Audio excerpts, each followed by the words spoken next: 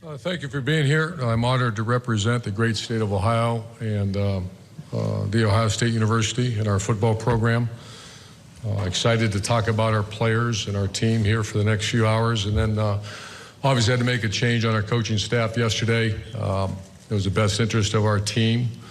I'll answer maybe a couple questions about that, but once again, my focus is on our team and our players as we move forward. So honored to be here, and I'll answer any questions for you. Raise your hand. We'll get the microphones right over to you. We'll start down here in the far left corner in the front. Bill Landis from Cleveland.com. Urban, you said earlier that you were aware of the incident with Zach in 2009. Your inquiry into 2015 was unfounded. You couldn't find anything. Why fire Zach now if you had kept him on staff after 2009? Well, I'm going to address the 2009 because I've been asked about that. 2009, Zach was an intern, a very young couple.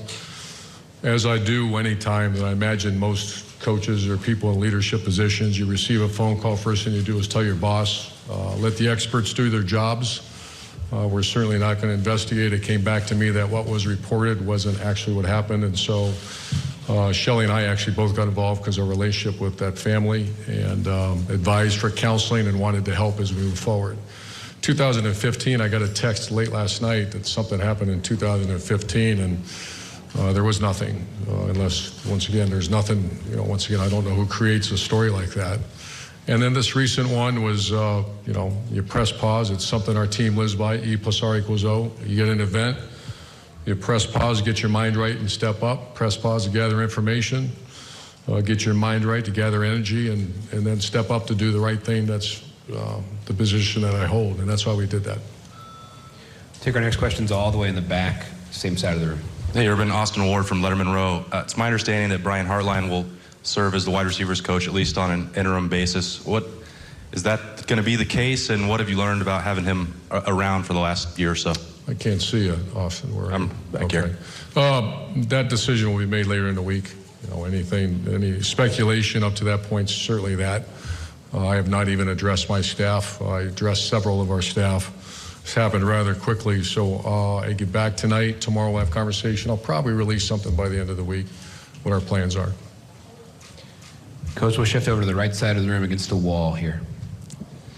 Doug Lesmerises, Cleveland.com. Just to clarify, Urban, did firing Zach now, is it because any of this became public, or is it because there was another incident that led to the latest protective order on Friday? I'm not going to get into that, Doug. It's a very personal matter. The decision was made. I think the details that I'm obligated to give, I gave. You're talking about people's lives, et cetera. So the decision was made. It's time to move forward. And we are in a public world. I try not to operate, especially when you're talking about personnel and people, making things because it became public. But to say that doesn't have something to do with it, it does a little bit. I'm one of those ones that I really don't care about that. I try to stay focused on what's the most important thing, that's our players and our team. But I do understand the value of, it's the Ohio State University is bigger than all of us. And so you have to do what's right by them. And the timing, it wasn't just my decision, it was a group effort on several people that I rely on. And then knowing your relationship with Earl Bruce, how did that factor into all of this? And obviously you have a relationship with that family and with Zach that extends beyond just him being an employee of yours. How did that factor into all of this? Well, Zach was first hired because of his skill set. I knew about it because he was with me at Florida. Played for me at actually Bowling Green. But Coach Bruce now is strong relationship I've ever had, other than my father. I've made that clear many, many times. And so the big picture that was very important in this particular situation, I think, that's one of the hard jobs of a leader. You have to make decisions that are for the best of the program, and I did. Coach, we'll shift back to the left side of the room, right smack in the middle. Bill Rubinowitz, Columbus Dispatch. 2 questions. One, how much, about the Zach Smith matter, how much of that was it violated one of the core values of the program in dealing with respect toward women, domestic violence? And then the second question, a football question, just how talented is this roster from top to bottom in comparison with what you've had previously at Ohio State? The core values is something that, there's a difference between a mistake and a core value. When I was, I believe, 6 years old, I was sat down by my father and it was explained to me about what core values are and what mistakes are. Mistakes are correctable. Core values are who you are, and there's certain things that we sat down that day. I remember 6 years old trying to think, what the heck is he talking about? But it stuck with me. I'm 54 now, and to this day, I still teach my family the same thing. So it is, core values are very strong. And so that was a big part of it. Number two, a very talented team. Very good people, guys that worked hard. We have our tradition that Coach Mick will hand me the teams on August 2nd before we start work on August 3rd. And I'm anxious to see them go. The difference between today's calendar as in years past, where I see them all the time. I've been at the last 4 workouts, I believe, so I know what we're getting. Even the young players, a lot of times you have no idea what you're getting until you watch them go. But the incoming freshmen, we have a good feel. Obviously not the contact part, but the athleticism.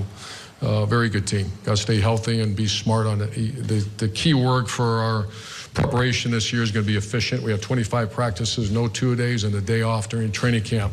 We have to be very efficient on how we get ready for Oregon State. Coach, we'll go right down dead in front of us here. Hi, Urban. Dave Biddle, 24/7 Sports. First of all, just your expectations for Dwayne Haskins this year at quarterback, and also can you give an update on Tough Borland, how his injury status and how he's coming along? Dwayne Haskins, the position will never change. The expectation is to be the best quarterback in the Big Ten, which is very hard because we have some excellent quarterbacks. The one that the void is going to be the leadership component. That guy, I can't remember his name, was there for 4 years prior, JT, who I love that guy, always will. And what he did for our team inside, not many even people were of, is I'll forever be indebted to JT Barrett. That's how good a person, the leader he was. This guy's very skilled. The guy behind him is very skilled. If we took the snap today, I made it clear that Dwayne would be the quarterback, but 30 days from now, a lot happens in 30 days. Matt Baldwin's our third-team quarterback. He's up to 200, I believe, 9 pounds right now. He's gained 20-some pounds. He had a tough injury, but I watch him work, watch him throw. So I wish we had one more because you like to have 4. But Dwayne's very talented throwing the ball. But that's 1/3 of what a quarterback has to do. And lead and toughness are the other 2. Tough Borland's doing great. He's got the same pain threshold and as JT Barrett. JT Barrett, when the doctors told me after our rivalry game that's going to be several weeks, I kind of laughed as I walked out of the room. So that means he'll be 5 days. Same with Tough Borland. Well, it's a really tough injury, and I'm looking at Tough and I smile, and he winks at me, and he's on course to perform this fall. Go right next to him. Yeah, Coach. Steve Hellwagman, 24/7 Sports. I want to ask the Barrett question about Dwayne Haskins. From the moment that it was apparent Joe was not coming back, have you seen Dwayne seize leadership of the offense, the team? It'd be impossible to perhaps match what JT did, but in your mind, is he putting himself in the right spot? Yes, and the big word is respect and earn trust. It's the job of a leader, earn trust, and that's the most, all due respect to other sports, this is the most unique position in all of sport. He has to understand the entire defense. He has to understand all 10 other players, what they're doing on offense. He's got to make decisions in split seconds. And by the way, he's got people like Bosa trying to tear his, throat out. And so very unique position, but he's done very well. And Tate has done very well too. We'll go 2 rows behind him right there. Dan Hope from 11 Warriors. Urban, have you ever been in a position like this where you've had to replace a coach this close to the season, and how do you handle that? How do you move forward from that? Well, I've been very fortunate. We've had very little. We've had turnover where people have gone on to become head coaches, or like Kerry Combs decided to go to the NFL. But no, this is a very unique situation, and it's also very unique that I have the strength of young coaches on my staff that I have. This has been this best group of young coaches I've ever had on both sides of the ball. And they're very involved with our preparation, game plan, and development of our players. Go another 2 rows behind to Hondo. Urban, Hondo Carpenter with Spartan Nation. With all due respect to the Ohio State-Michigan rivalry, which is storied and among the best in the nation, Michigan hasn't made it a rivalry with you on the field since in quite a while, but Michigan State has. I know that you greatly respect Antonio. He feels the same. Can you talk about that Michigan State, Ohio State rivalry, please? Yeah, I think it's always been there. You know, I don't think, I remember back in the day, we lost in 1986. We lost to Coach Perlis at Ohio Stadium. Scored on the first play of the game.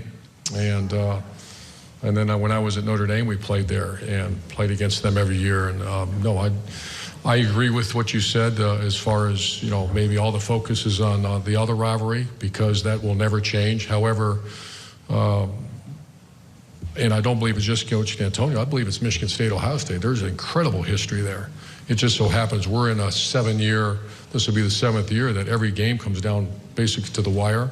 A lot of times it's for the championship, and that's a credit to not just Coach Antonio, but my gosh, they got good players. So the good thing is, getting ready for that game, there's zero motivation. Our players have so much respect for that team that they're going to be ready. Coach will bounce over to the right side of the room on the aisle, even with the camera. Hey, Coach, Ari Wasserman with The Athletic. I know at the end of spring football that Joe and Dwayne were pretty neck and neck, or what it seemed to be neck and neck. Is there any more insight on how that conversation went with Joe, and, you know, how you guys, or how he decided to move on and go to LSU? Very tough conversation in a positive way. You know, Joe Burrow, the last 2 weeks of spring practice, did about everything he could to win that spot. And I mean, I really haven't talked much about this, but it was right there.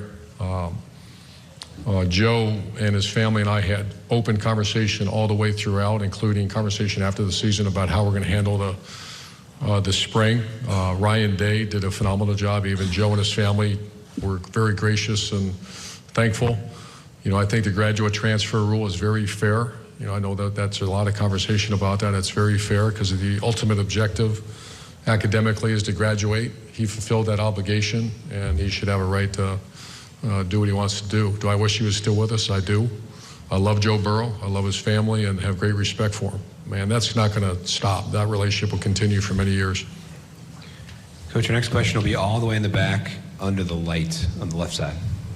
Coach J.P. Cadorn from Spectrum Sports. Last season was the first time the Big Ten missed the college football playoff. I'm sure you're not concerned with an outside perspective. However, how do you feel the league is set up despite missing what is the ultimate goal for a lot of programs? Yeah, we had a great conversation in the spring meetings at the Big Ten. You know, we got to make sure that, you know, well, scheduling is a big part of it. You know, the Big Ten Conference not making it to the playoff, you know, I don't blame others. I blame ourselves. You know, I can't, it's not my job to worry about anything else in this country other than Ohio State. And we lost 2 games. We have a very tough schedule. Our schedule last year was very hard. So I think the Big Ten Conference has moved from, I can only give you the historical perspective from 2012 to 2018. It's not even close. The value, the competitive level at the Big Ten Conference right now is as strong as I've ever been in any conference. Speaking particularly about the Big Ten East, once again, I can just give you my historical perspective of the different conferences I've worked in.